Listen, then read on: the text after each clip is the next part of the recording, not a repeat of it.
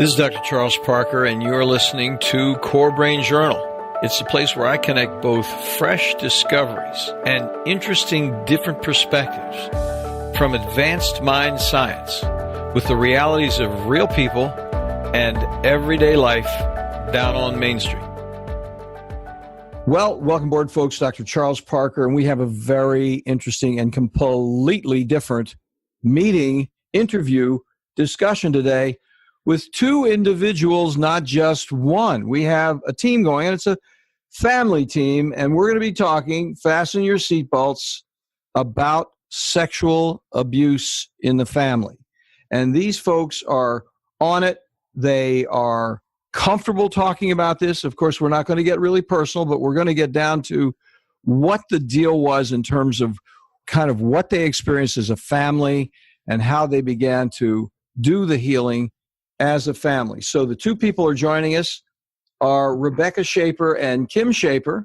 And Rebecca is a person who's been on with us. She was on Core Brain Journal 218, and we were talking about her brother. And she had a schizophrenic brother, and we talked about that in great detail at that. And you can go back and listen to that if you want to. And Kim, this is the first time I've met Kim. Welcome, Kim and Rebecca. Look forward to talking to you guys. Thank you so much. We're looking forward to it too. Thank you, Dr. Parker. So here's what we're going to do. These guys are from Atlanta, by the way. You'll hear that beautiful accent coming out a little bit. So a word from our sponsor is Core Brain Journal is supported by Great Plains Laboratory. They are deep international biomedical testing leaders for improved targeted mind science details. As both laboratory and webinar global thought leaders, they provide the most comprehensive set of hard data measurement tools for real biomedical answers beyond guesswork, which is so often the practice today. They also provide multiple training webinars for both the public and those other medical providers on how they can use that biomedical data effectively in their office. Check out their website for references and testing details, and take note, you can register for a complimentary test drawing. And if you go over to this website, I'm going to give you in just a second, they're giving away a series of different tests every week. So you want to go in there and register if you can. And the website where you can do that is Great Plains Laboratory, all one word, no dots, greatplainslaboratory.com/CBJ for Core Brain Journal. Thanks again, Great Plains, for being with us on this project. So I'm going to start with Mom, and then we're going to go ahead and talk about Kim. So Rebecca is an author, filmmaker, philanthropist, and mental health advocate. So with Kyle Tequila, she co-directed and executive produced the award-winning documentary, A Sister's Call, about her mission to bring her brother, Carl Richmond Jr., back from the depths of homelessness and schizophrenia. This is what we interviewed her back about several months ago. So the book that she wrote in this regard was The Light in His Soul, Lessons from My Brother's Schizophrenia. It is a very, very interesting interview and very hopeful, engaging story. Then her daughter, Kimmer, also down, and I'm saying Kimmer being somewhat familiar when I don't really know her. But Kim is lives down in Atlanta as well, and she had a number of different experiences, and I'm really looking forward to hearing, Kim, about this experience with your work with Seth Oberst, because I hadn't heard about him, and it's going to be interesting. But she feels that in her recovery, she was the individual who was abused, that the best treatment by far for her recovery was work with a gentleman named Seth Oberst. He's helped, this is her words, he's helped me immensely by our hands-on working together, which has allowed me to feel safe and secure in her own body. She's learned how to self-regulate and relinquish the feelings of fear and rigidity that have held her back for decades. She believes that her system became dysregulated and held on to the trauma, therefore altering the control of her own behavioral responses and her perception of herself as a human being. She got really seriously stuck. So we're going to be talking about this, and we'll go on from there. That's a brief intro. These guys are going to be talking more about it. There's so many different aspects of way to. Let's get started with just the basics, okay? Other people have had the whole issue of sexual molestation in the family. So the question is, let's just start at the beginning. How did this first come up, and what did you decide to do about it when it first came up? I guess we should start with Rebecca on that. Okay. It first happened when my husband and I pulled Kim out of college for eating disorder. And when she was in therapy is when I found out that my father was sexually abused. I will never forget that day. My heart just sank. I felt sick at my stomach. Kim fell to the floor when we were in the therapy room. I just felt like I can't even describe the feeling. It was the worst feeling I have ever felt. So then at that point, I walked to the parking lot and got in my car, and I called my husband, and I told him he was at the airport, and he missed 3 of his flights because he was so stunned. And that was the longest drive back home that I've ever had. And that's when we first found out, when Kim was 19. 19 years old. So, Kim, that must have been terrible, keeping that secret all along. Yeah, of course. So, first off, thank you so much for having us on here. I'm just so excited to be here. But yes, absolutely. So, if I can give a quick little backstory, I always knew that there was something troubling going on from a very young age. The sexual abuse had occurred probably between 7 and 11.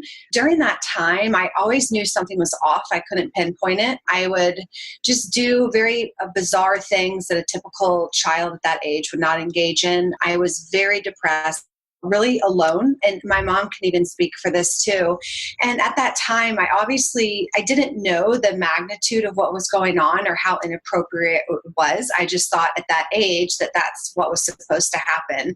And I truly believe I suppressed a lot for a very long period. And hands down, I would say the number one reason why I developed an eating disorder was mainly because of my trauma. If I go back I've been kind of all over the board with my eating disorders. I've been bulimic, I've been purged, I've done excessive exercise, I've been anorexic, I've done fitness competitions, I've done triathlons, everything I could just to kind of numb out. It was my addiction. And so at the time when I was anorexic, now looking back, I wholeheartedly believe that during that period, I was angry. It was as though I was trying to get back at my parents, and I was trying to essentially relive childhood through becoming emaciated. So, during all of that time is when things really started to surface and come to light. And that's what my mom was saying when we were in therapy, just especially disorder. And I remember when we moved from Minneapolis to Atlanta, when she was in the 2nd grade, we were in a rental house until our other house was being built. And I remember finding her in the middle of the road, laying down. And I'm thinking, oh my God, what is going on here? And I remember her teacher coming to me and saying, do you realize that Kim is not taking baths? And I looked at her and I thought, what are you talking about? I mean, I was actually angry for her to approach me because I had no clue what was going on. I thought it was because we were moving from Minneapolis to Atlanta that she was exhibiting those type of behaviors. She was traumatized. Yep. Yeah. And Dr. Parker, I spoke to my mother at length about this prior to getting on the call with you. And I'm actually just going to go ahead and come forth and say it, even though this has been something that's been troubling me for a very long time. And I feel like I've been able to work through it. One of the reasons why I was so hesitant about opening up and sharing what was going on for such a long period of time was because what was going on to me was essentially what I was trying to replicate with others. So I would, and again, this is kind of hard for me to say this. However, I feel like it needs to be talked about, so there's no shame involved. But at that very young age, I would say probably when I was around 7 or 8, I would babysit these 2 twins across the street. I remember taking the Mr. Potato Head and inserting things into the girl's vagina and just doing things that was very abnormal for a child my age. And I didn't understand. I couldn't figure out why I was doing that. And I remember that to this day. And there's so much guilt around that for hopefully that they don't remember because it was awful. And I just, again, like my mom had said, there's just so much depression around all of this.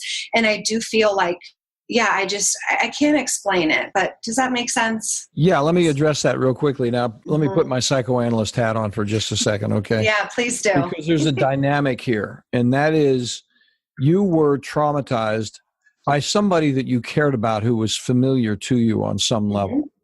So then he took advantage of you and, was exploring your body, whatever he was doing. The details are not that relevant, but the point is that you were in fact traumatized. So you were with that human being in a passive state of receiving a traumatic event that confused you and upset you. So you were passive. Now, what happens is if you take it away from that on the sexual level and just think about a young girl being in a dentist chair, take it away from sex and put it into dentistry. So the girl is in the dentist chair and the dentist is drilling away and she's got a couple of cavities and the noise is going and the smell is there and the water and everything. And what happens is she comes out after an hour and a half, 2 hours in the dentist chair. What does a young person do? Boy or girl, it's not necessarily gender specific, is frequently they will then take a doll and drill the doll and be the dentist with the doll. Because what they're doing is they're turning the passive experience of trauma and not being safe into active mastery. So I'm not in the passive situation. I'm in the active situation, and they're actually in the process of being active, mastering the fear by acting it out from an active point of view as opposed to a passive point of view. Very interesting. That is very interesting. That happens with a lot of individuals who've been sexually abused because they express that abuse later on in life in a number of different ways, including promiscuity and whatever. Anyway, I had one woman I worked with who was a very interesting, great gal and was so direct about the whole situation, but she happened to be a Jewish person and she had been abused in her early life. And she then found one day in a bar a German guy. She heard him speaking German and she wound up seducing him and having sex with him. And while she was having sex with him, she was thinking, this is what you get for what you did to the Jews. Now, she was having sex with him, but she was actually thinking, you idiot. There's no way in the dickens you will ever have me on any kind of an emotional level. And I am punishing you through this because there is no way in the dickens you can ever have the connection you may wish to have with me. And she was actually in her own mind punishing him, even though from a male's perspective, he was not receiving punishment. But I think it's an important thing to know that that is exactly what was going on in her mind, which parallels, it may not have been that direct for you and your experience, but that is parallels what others do experience is I'm going to get even. And you think you're being seductive with me, buddy? I'm going to be seductive with you. I'm going to make you eat it right here. And I'm going to make you suffer the way I suffered. And you're going to suffer with the trauma that I've had. So that's turning the sound as though sound as though she wanted ultimate control. Yeah, wanted control. I think mastery, I think control is one thing. Control, then to really be careful about that is control of herself and self-management of self. She was seeking some way to manage the trauma. Right. This was a derivative way for her to manage the trauma by taking a less passive situation and taking a more active situation. It's kind of like practicing basketball. I mean, I don't want to be frivolous about it, but it's like if you do it a little more, then somehow you're going to feel a little safer and be less scared and less frightened and you'll know yourself better. Of course, that isn't what happens because there's so much shame and unhappiness that comes out of it. And then other people may experience trauma as well in that situation. But that's kind of what it is. It's the active-passive situation. That's not the only part of it, but that's part of it. And I'd like to add this to, for some reason, when Kim turned 18, I told her what happened to me. Unbeknownst to me, I had no idea what had happened to her. So you had been abused yourself? Oh, yeah. Okay, well, we didn't quite put that on the table. Sorry to bother you with this. Oh, that's fine. So it did happen to you as well. The question entered my mind, if he was using her in that regard, did he use you as well? But I didn't want to ask you because I wanted to keep the propriety going. I didn't want to be intrusive in any way. Yes, it was my father who abused both of us. So, oh gosh. Okay, so then what happened? So now we're actually, Kim, my vision of you being on the floor in therapy in there just is terrible, that you would just be so overwhelmed and feel terrible about it, because at that time you probably didn't know that your mother had been abused as well. So you were doubly ashamed. No, she knew. Oh, she didn't know. Yeah, she was. I told her when she was 18, and then correct me if I'm wrong, Kim, you were 19 when all this surfaced, correct? Yeah. So I don't know. Maybe that was the impetus to help her open up her wounds as well. I don't know. Kim, what were you going to say there? I think I felt more comfortable knowing that my mom had opened up about it, that I felt safe doing so as well. So I think that was the biggest piece. And I chose to wait for quite some time. And obviously once I was in therapy and I was able to really hone in on what had happened, I was able to finally verbalize that to my mother. Wow. I mean, that must have been, to think of you being in that situation. So then let's take the next step, because both of you then you've come together as women having experienced this situation with this guy. So what did you do next? What happened next? Yeah, so I'll speak for myself and then Mom will let you talk. He had actually committed suicide before I had told my mother. So he was not alive at the time I told her. Mm-hmm. So I think for him, maybe it was like an easy way out. I don't know. But for me, I go back to the issue with my eating disorder. And that was a huge catalyst to that, as well as just like a lot of emotional trauma and PTSD stuff and whatnot. So I had worked through my eating disorder for 10 plus years. And that's kind of what had happened with me, if I'm being somewhat general. Mom, what about you? I remember I confronted my father when he was alive. Why did he abuse me? Because I wanted to understand why. And he never took it. And at that time, I had no idea he had abused Kim. And at that point, he never took accountability for it. So at that point, I knew I had to take responsibility and empower myself. I was not going to let that defeat me. So he didn't apologize. He didn't take any responsibility. No. He let it go. And then I'd say probably a couple of months later, that's when he died by suicide. He started thinking about it, and he could see what happened. He treated my mom like he was his wife, which was really sad because her own mother had a lot of trauma going on. And to this day, my mother and I talk if he had sexually assaulted or abused his own wife, just because of the magnitude that what had occurred between my mother and I. And it was just a very bizarre dynamic. And again, because my mom's mother was sick, she overdosed on drugs and alcohol, so she died as well. But I think, my mom took on the role of being the mother figure and the wife and everything within that family. So she took on a lot. What a burden. And then you had the brother. Was he schizophrenic when you were younger? Refresh me on that. When he went to college, that's when it happened. When he was 21, that's when the psychotic episodes started. But, I would like to say this, that through all the challenges and trauma within my family, it has allowed me to have a lot of compassion and love.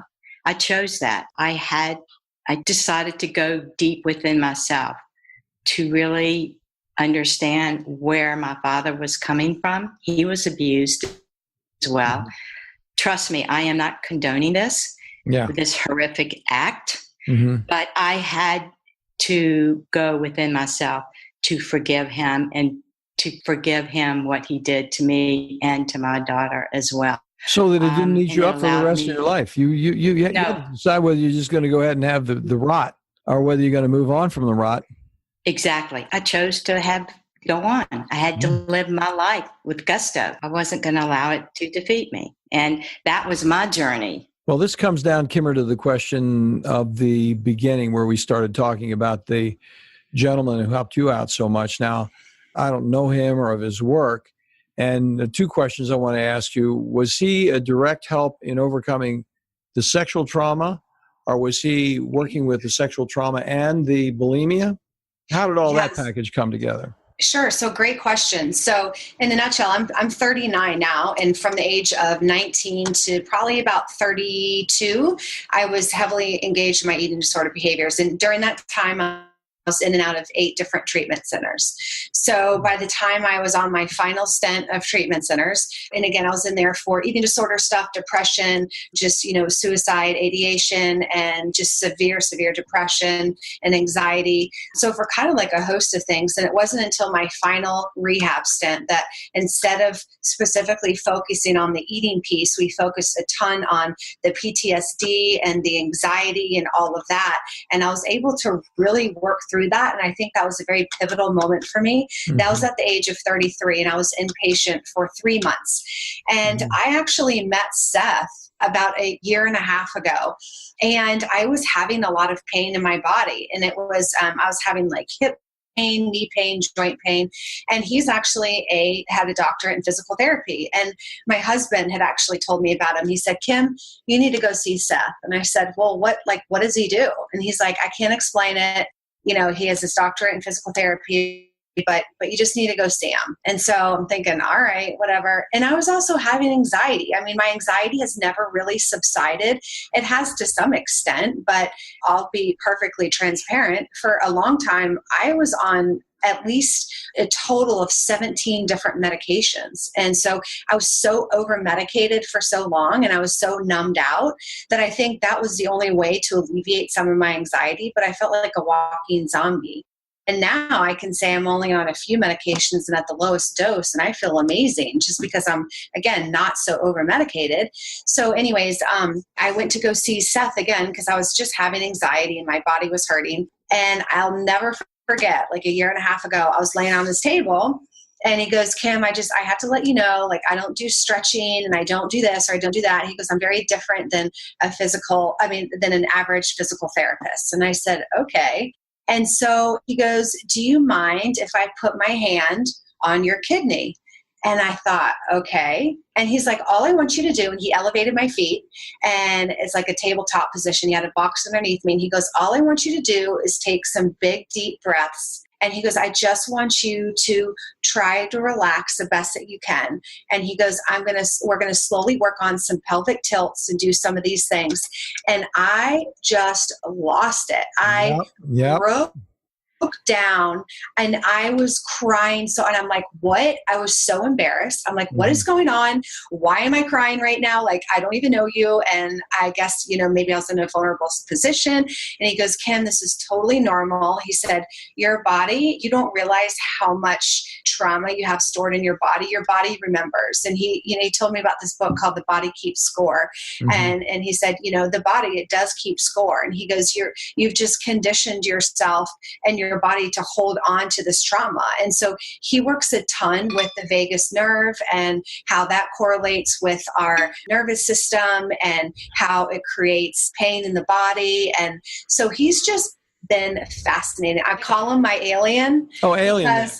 Because he's like an alien. He's like from a different planet, and he's so good at what he does. And I can't explain it, but just the way he has me move and the way he has me relax my system, I can't tell you. That by far has been better than any cognitive behavioral therapy I've ever done. And I think it's just maybe because the way my nervous system's relaxed in that specific state and the way that we work through things together, I'm able to identify more of my boundaries and what triggers certain things within me based on his positioning or how he does certain movements for me.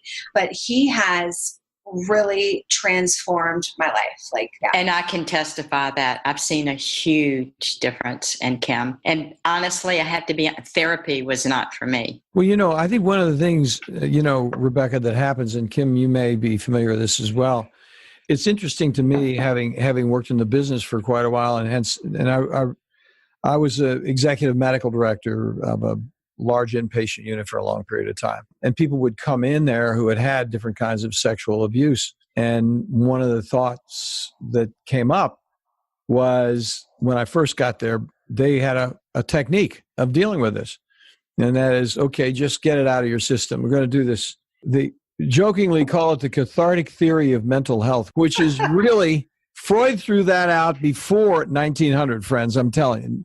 So people say Freud, the idea that you could just get it out of your system. There was another person named Albert Ellis was into this, and there was another person, I can't remember the name right now. It's been a long time since I've been involved with psychoanalysis. But the idea is that you've got this poison, this humor running around through your body that has some kind of bile or foam or whatever.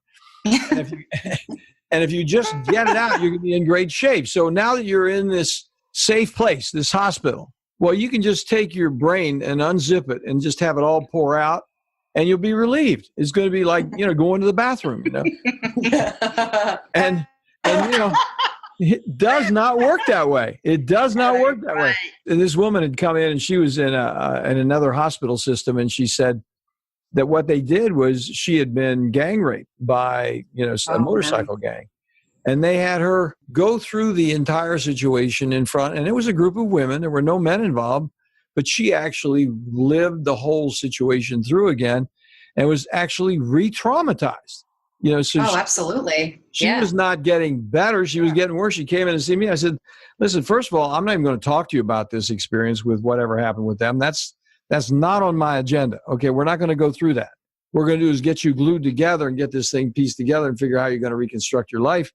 And we're going to look forward, and something comes up that's derivatively associated. I know a lot more about it now than I did then, but we were being respectful and really taught everybody that we're not going to do unzipping and cathartic theory in here. We're just not going to get. This was not an unzipping process; it was a zipping up process.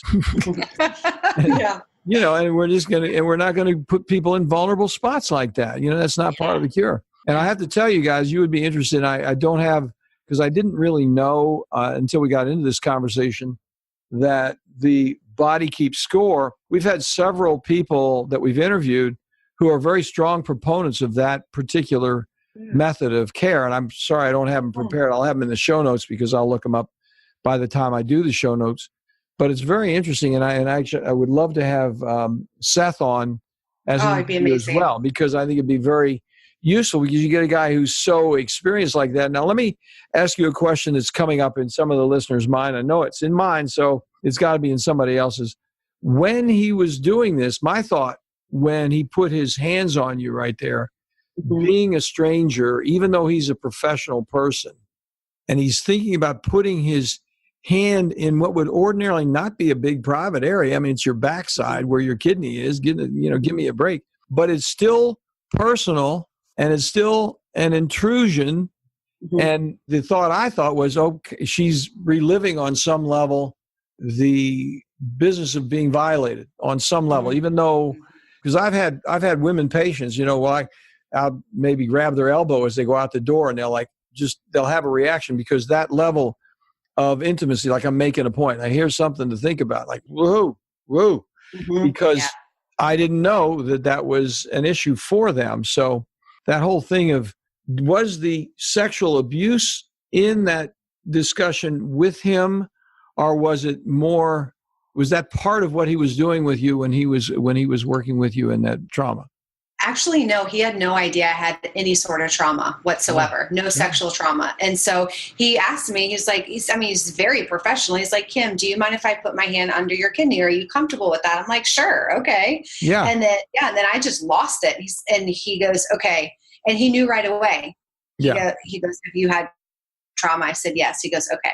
He goes, and so, I probably should have prefaced that when I first saw him, but I didn't anticipate getting all worked up and very emotional. You didn't think you were going to have the reaction, no, because I haven't had a reaction like that in, 30 years. Yeah. Yeah. It seems innocent. And yet for you, because you were still living that. So then tell us more about how he actually took those next steps. I mean, you know what? I got to stop right there. I'm going to ask that question when we get back, because I'm sitting here enjoying the conversation so much. I've got to take a quick break here. So what we're going to do is take this break. But when we come back, what I'm going to ask you, Kim, to do, please, is tell us more about the evolution of that work with Seth and how it actually helped you get to this next level. I mean, you're doing such a good job talking about this, and it's such a personal matter, and both of you, Rebecca and Kim, are doing such a great job. So when we come back, we'll be interested to hear how he actually put that whole package together for you. And we'll be back in just a moment. Today, the world of mind science, psychiatry, and mental health is rapidly changing with innovative, comprehensive testing that takes both patients and practitioners into a new world of measured details with useful, understandable, and remarkably actionable plans. The key phrase here is cost-effective. Testing also introduces a key parallel word, predictability.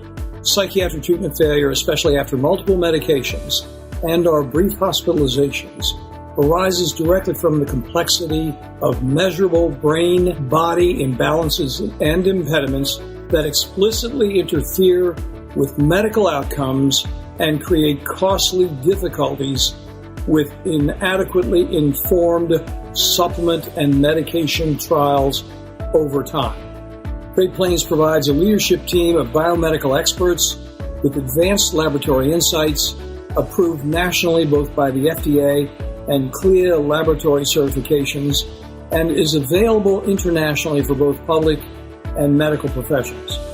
Great Plains Laboratory is the primary laboratory we've used at CoreSight for years, with excellent customer service for both patients and medical colleagues. They are on the spot. They get it every time.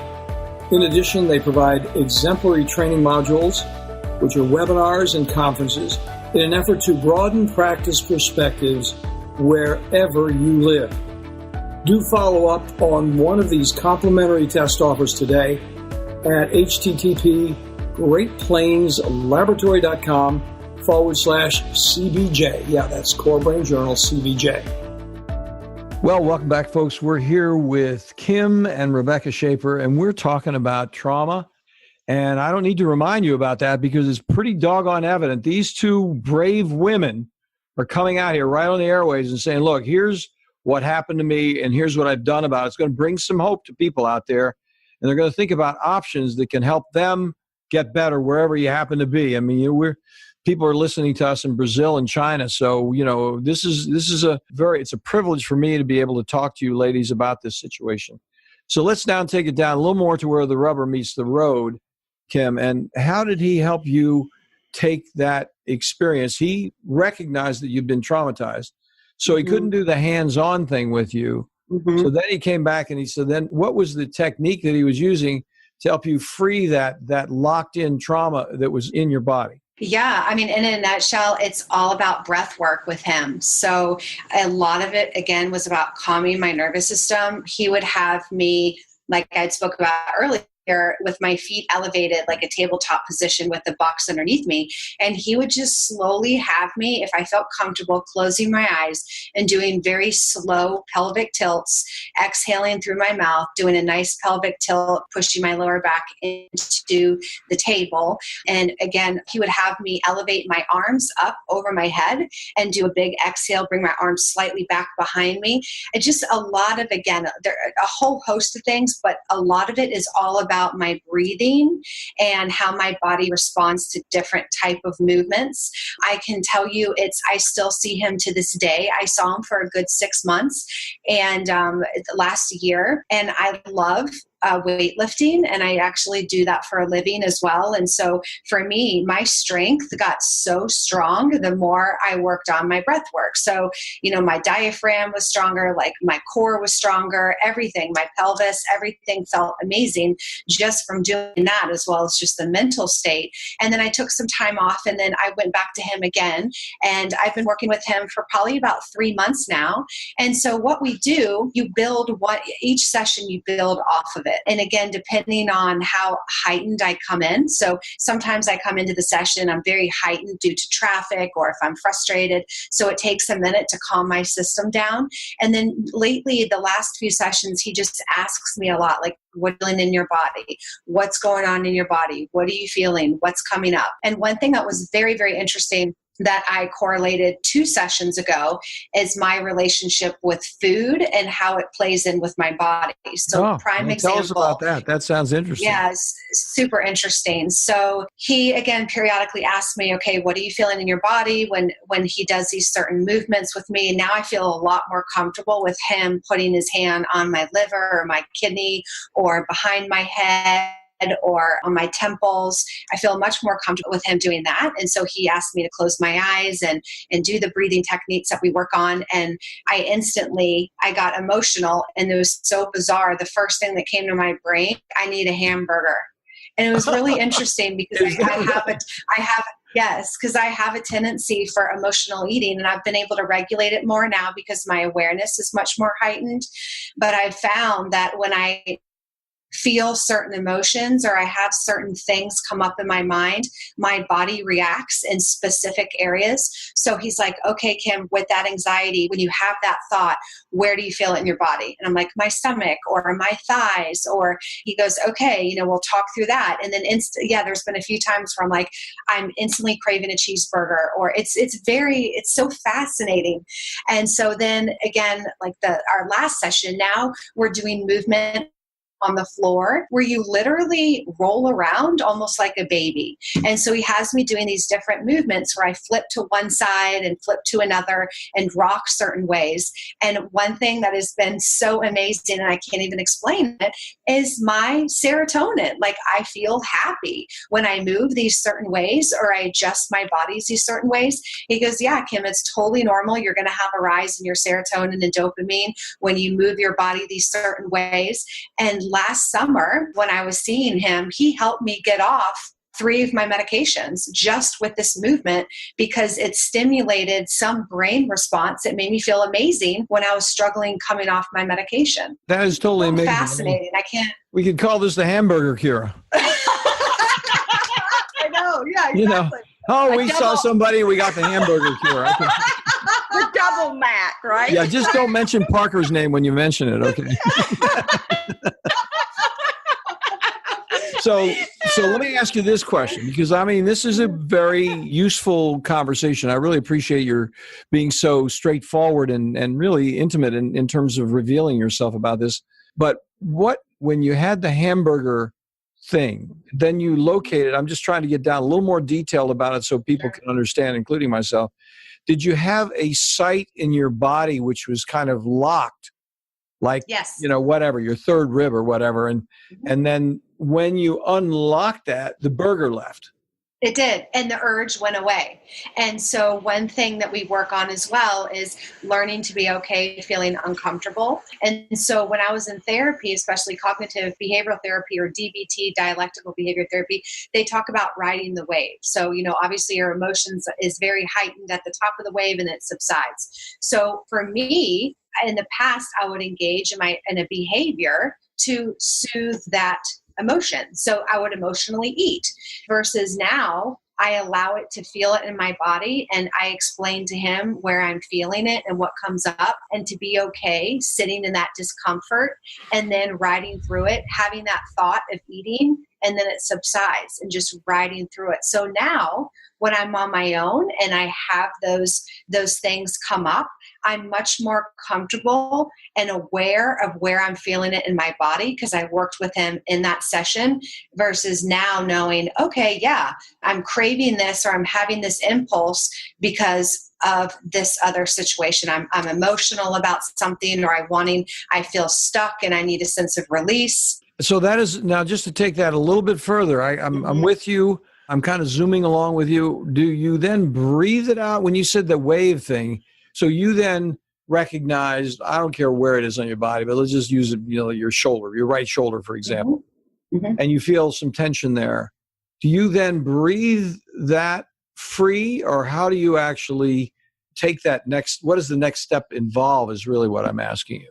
Yeah, sure. So I'll do some breathing techniques and then he will actually have me do specific movements. Like one was where I would, and I know it's so bizarre, but one was where I would open and close my legs a certain way, or I'd move my arms and my elbows a certain way. And I'm not sure why he had me do those specific movements, but those would help me release that urge. Another thing too, because of my trauma, is I struggle with boundaries sometimes. And I feel like I'm a very sensitive person, so I take on a lot. So one thing we did this last session is he had me lie down and we were talking about just the work and everything, and how I feel like I take on a lot of people's emotions. And he goes, all I want you to do is shut your eyes and gently pretend you're just pushing something away from you. So you're laying on your back and gently push, like you're literally pushing away all the energy. And I was doing that 4 or 5 times, and it literally just disappeared. Like, it made me happy. Yeah, and that's I would love for him to come on here. He would be amazing. Yeah, we'll definitely have him come on. So that was the next question. You kind of preempted in a constructive way where I was going to go, because I was wondering if he indeed dealt with any of the sexual abuse, which is where we started the conversation. So we started with the sexual abuse, then the trauma, then recovery, and then we got into the eating disorder portion of it, which is a manifestation of the trauma in certain respects. But I didn't know whether he actually got into, or whether you got into in a cognitive way. Did any of that PTSD come up in the course of releasing somatic restrictions? It did, because what I noticed, and hopefully I'm going to answer this correctly, when I first went to him, the deep-seated thing that popped up was my abuse. And then it's kind of like peeling back an onion. So every time I go, it doesn't take me immediately to my trauma anymore. It's like, now we're working through, after we work through the trauma, and then it was, okay, working through, let's say, just boundaries with life, or working through my food addiction, or so now I feel like I'm building up more resilience to handle stress, because I felt like my stress response was so low, and I was having a ton of issues with my hormones and adrenals, and just because my fight or flight, it was constantly elevated, and I could not calm myself down. And so he has really taught me just how to really regulate my nervous system, and that, again, of course you want to have some stress, but you don't want it to be so stressful where you're constantly burned out. And so again, he has helped build that buffer so I can handle more stress without crashing and burning again. So the stress, I think, at my very root was the trauma, because I was instantaneously what my body and my mind went to. And then slowly but surely, it was just kind of peeling back the layers to now I lay on his table, we do stuff, and I don't instantly go to my trauma. I might go to something that happened that day, if that makes sense. Absolutely. So you've really, in a way, and this is going to sound a little silly perhaps, but you've kind of somatically matured. Absolutely. So you had an infantile somatic perception of the world, and not only did you have a growing, mature woman view of the world, but your body came along with it. So your body matured in the process. And I'll give you a prime example of that. So I think for the longest time, I was in a tunnel vision, very narrow-minded thinking, versus now my perception is so much more broad. I'm so much more aware, where I can see and look at so many different things around me. And my brain is literally like awoken to so many other things that cognitively were never even there to begin with. And it's so wonderful to sit back and watch Kim evolve like this, be where she is today, because I know how difficult her journey was, and it warms my heart. I love you, Mama. Well, it's great to hear it from a mother, because a mother knows that girl, and she saw what happened, and she felt it in her own bones. And then you guys are getting, and there's this thing that I'm hearing from you, Kim, which I'm sure you're picking up, Rebecca, is the synchronization, the internal synchronization, as opposed to brokenness. Right. So she's not broken and fragmented. When she was talking about that single view, that she's terrified, she's scared, she doesn't want to see the world. She just got this single view, and she's internally broken. And then what she's doing is like, okay, I healed here, and I healed here, and then I got the hamburger cure. I love that. I do too. She's just working her way through the whole process until she's really synchronized on a completely different level. And I hope guys didn't feel like I was trivializing it all, but I think you had to go through those layers to get there where you are. It's just a terrific report. I really appreciate you guys coming on and sharing a really challenging thing to talk about. Now, you have your own podcast, Kim, or what's going on? Oh, no, I don't have my own podcast. Maybe one day, but I'm a serial entrepreneur. So I have my own business, and I do, my whole goal is helping women feel empowered and happy in their bodies without feeling the need to starve themselves or belittle themselves or make themselves small. My whole thing is about, empowering women to help them gain confidence and tackle the world. So that's a great segue. So tell us how people can get a hold of you. You have a website? Yeah, I do. So thank you so much. So it's KimSchaper.com. So it's KimSchaper.com. And then I'm all over social media at Kim Schaper Fitness, Instagram, Twitter, Facebook, all that stuff. And I have a ton of free programs online that women can do. And so, you can find me anywhere. Fantastic. Well, you definitely have the gift of gab, girl. I'll tell you that. And I hope that wasn't too much. No, that's a good thing. I'm just figuring out how to do Instagram a little bit. I don't really have time. I know. Thank you. Yes. A lot. And so then, we're going to plug your book again, Rebecca, and we're going to have that in the show notes. And you have, The Light in His Soul, Lessons from My Brother's Schizophrenia. And then you have the documentary, right. A Sister's Call. And that's available. That documentary is available at Amazon, is it not? It is. It's a DVD. Yes. Yeah. Yes. Good. So any other place, Rebecca, you'd want to have people come to connect with you? RebeccaSchaper.com is my website. They can go there. Cool. Yeah. I just want to say thank you so much, Dr. Parker, for having my daughter and I. And we just hope that we can open up awareness for other women, other mothers, other daughters to come forward and to have this type of very delicate conversation, because it is very delicate. And with Kim and I, we have a very unique bonding situation right here. And I'm just very grateful for this opportunity, and I greatly appreciate it. Me too. And Dr. Parker, if anyone ever has questions or they are struggling or they need to talk to someone, I mean, I know my mom will speak for herself too, but I'm here in any way that I can help. Please I would love to be a resource of any way that I can. Yeah, and that goes for me too. And we do not sugarcoat anything. That's a good thing. That's definitely, and you guys are so exemplary in terms of your relationship as a mother-daughter and your maturity in dealing with these difficult issues. I think it's just fantastic, so thank you so much again for coming on. If you have some other wrinkle of your own development that you guys would like to share, we will definitely do that. I am going to try to get a hold of the gentleman, Seth Ober. Yes. I'll get him on, because it'd be fun to hear his report, because it'd give us another dimension about what you guys were talking about. So you guys have a good evening. I appreciate you coming on. All right, we'll see you. Yeah, you too. Have a hamburger tonight. I don't think I'll ever have a hamburger again. Thanks for listening to Core Brain Journal. We're working every day behind the scenes to bring you reports that connect research benches with those street trenches. Here we share the complexity of mind science because, as you know, details really do matter. One of the most pervasive, misunderstood challenges is how commonplace medications, like those written for ADHD, are used so regularly without clear guidelines. If you think you'd like more specifics, take a minute to download my 2-page PDF packed with video links and references on the absolute essentials of how to start ADHD medications. They're easily available at corebrainjournal.com/start. Thanks for listening. Do connect and stay tuned. Together we can make a difference.